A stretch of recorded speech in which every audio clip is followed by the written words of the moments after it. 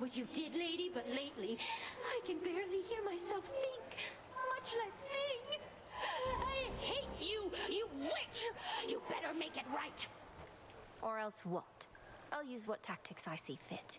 Not having to listen to you spout your nonsense makes it easier to send you back to the depths for the night. You know you like our song. Can't live without it.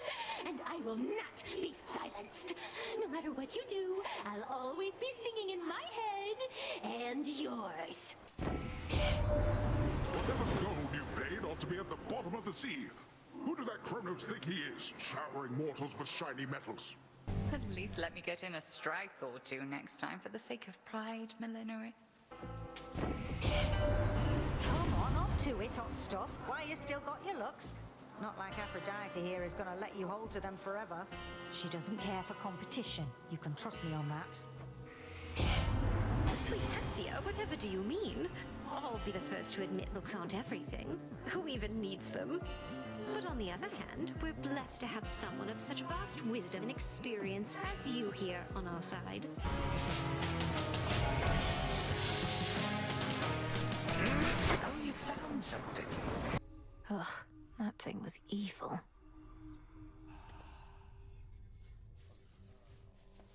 Unfortunately, that tiny vermin back there posed a significant problem. Goddess, latest reports said you encountered the king vermin. Don't care if you're immortal. I'm relieved you made it back in one piece. It can't be. I did confront a rodent of extraordinary savagery, but it was so little. I assumed the king vermin was huge. Tall tales. The king vermin's wrath is inversely proportional to its stature, and its stature, as I understand, is very small indeed. Ugh. Be on your best behavior now, gorgeous, for I present to you our most resplendent queen. No stranger to the ways of war, or to extinguishing the wretchedness that festers in the hearts of the wicked. Behold, our Lady Hera! I think we're past the need for such pomp, Aphrodite. But then, more goddesses ought better understand the need to keep appearances, even in troubled times. Especially in troubled times. That's no mere walking stick you got there. It's her. We goddesses can be too proud to beg for aid. I'd never stoop to it myself. Why bother, when my hard-headed sister Hestia shall insist on intervening anyway? And at this very moment, whilst I speak... Because respectfully, you just don't know what's good for you, old queen.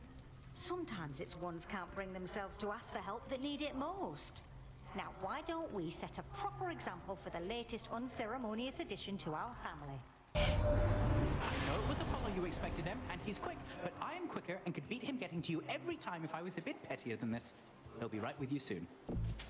Here's the gold.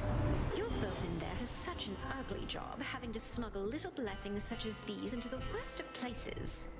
But we make it worth his while, don't you worry about that. Aid from two relatives at once. Well, isn't that sweet?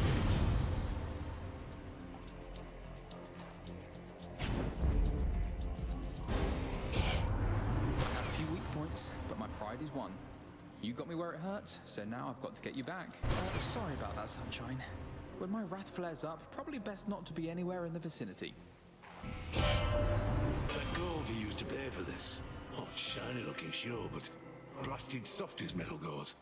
Can't make halfway decent armaments with it, I've tried. My blessing made it all that way on just a rickety old wooden ferry boat.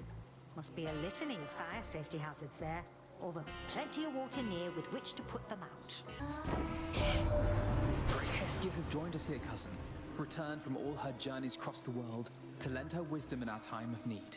Where glows her heart flame, you shall also find my light. And together we can... Oh,